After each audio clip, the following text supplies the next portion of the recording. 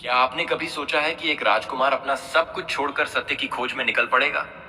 आज हम बात करेंगे गौतम बुद्ध की अद्भुत जीवन यात्रा के बारे में। ओह, ये तो बहुत दिलचस्प विषय है। गौतम बुद्ध की कहानी वाकई में बहुत प्रेरणादायक है। बिल्कुल। और जानते हो, उनकी कहानी में सबसे चौंकाने वाली बात क्या है? वो सिर्फ 29 साल की उम्र में अपना राजमहल छोड़कर निकल पड़े थे। वाह, इतनी कम उम्र में ऐसा क्या हुआ था जो उन्होंने इतना बड़ा फैसला ले लिया? दरअसल उनके पिता राजा शुद्धोधन ने उन्हें हमेशा सुख सुविधाओं में रखा था। लेकिन एक दिन जब वो पहली बार महल से बाहर निकले तो उन्होंने जीवन का कड़वा सच देखा। बुढ़ापा। तो ये देखकर उन्हें झटका लगा होगा, है ना? हाँ, बिल्कुल। और फिर शुरू हुई उनकी असली यात्रा। वो सब कुछ छोड़कर सत्य की खोज में निकल पड़े। उन्होंने कठोर तपस्या की, कई गुरुओं से ज्ञान लिया। लेकिन क्या उन्हें वो मिला जो वो खोज रहे थे? शुरुआत में नहीं। उन्होंने महसूस किया कि न तो अति का भोग सही है और न ही अति का त्याग। और तब उन्होंने मध्यम मार्ग का विचार दिया। ओह, तो ये है वो प्रसिद्ध मध्यम मार्ग। इसके बारे में और बताइए। देखो, इन मध्यम मार्ग का मतलब है संतुलन। न ज्यादा भोग, न ज्यादा त्याग। और इसी मार्ग पर चलते हुए उन्हें बोधि वृक्ष के नीचे ज्ञान की प्राप्ति हुई। वाह, और फिर वो गौतम बुद्ध बन गए, है ना? बिल्कुल सही। और फिर उन्होंने अपना ज्ञान दूसरों के साथ बांटना शुरू किया। उन्होंने 4 आर्य सत्य और अष्टांगिक मार्ग के बारे में बताया। ये 4 आर्य सत्य क्या है? अच्छा सवाल है। 4 आर्य सत्य हैं: दुख का सत्य, दुख के कारण का सत्य, दुख के अंत का सत्य और दुख के अंत के मार्ग का सत्य। यानी जीवन में दुख है, उसका कारण है, उसका अंत संभव है और उस अंत तक पहुंचने का एक रास्ता है। ओह, ये तो बहुत गहरा दर्शन लगता है। और अष्टांगिक मार्ग?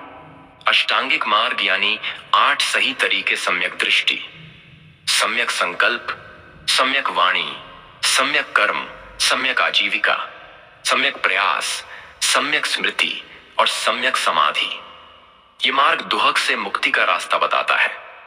वाह, इतना सरल लेकिन गहरा ज्ञान है। लेकिन क्या ये सब आज के समय में भी उतना ही प्रासंगिक है? बिल्कुल। देखो, आज की भागदौड़ भरी जिंदगी में हम अक्सर संतुलन खो देते हैं। गौतम बुद्ध का मध्यम मार्ग हमें याद दिलाता है कि जीवन में संतुलन बनाए रखना कितना जरूरी है। सही कहा। और उनकी शिक्षाएं तो आज के तनाव भरे माहौल में और भी ज्यादा मायने रखती हैं। एकदम सही। उनकी शिक्षाएं हमें सिखाती हैं कि दुहक से भागना नहीं है, बल्कि उसका सामना करना है।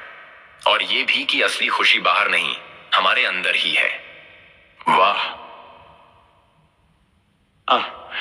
ये तो बहुत प्रेरणादायक है। लेकिन क्या ये सब करना इतना आसान है? नहीं, बिल्कुल आसान नहीं है। लेकिन याद रखो, गौतम बुद्ध ने भी एक लंबी और कठिन यात्रा की थी। उन्होंने कहा था, 1000 मील का सफर एक कदम से शुरू होता है।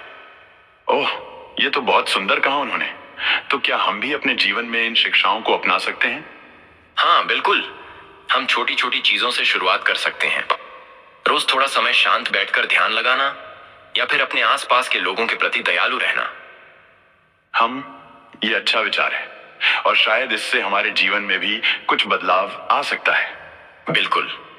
और याद रखो, गौतम बुद्ध ने कहा था, तुम जो सोचते हो वही बन जाते हो। तो अगर हम अपने विचारों को सकारात्मक रखें तो हमारा जीवन भी बेहतर हो सकता है। वाह, ये तो बहुत प्रेरणादायक है। लगता है गौतम बुद्ध की शिक्षाएं आज भी उतनी ही प्रासंगिक हैं जितनी हजारों साल पहले थी। बिल्कुल सही कहा।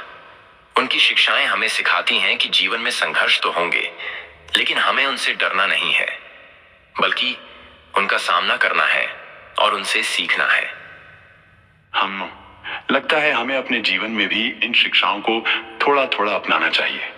हाँ, और याद रखो, ये कोई एक दिन में होने वाला काम नहीं है। ये एक लंबी यात्रा है जिसे धीरे धीरे तय करना है।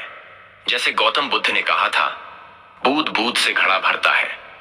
वाह, ये तो बहुत सुंदर कहा। लगता है आज हमने गौतम बुद्ध के जीवन और उनकी शिक्षाओं से बहुत कुछ सीखा। बिल्कुल।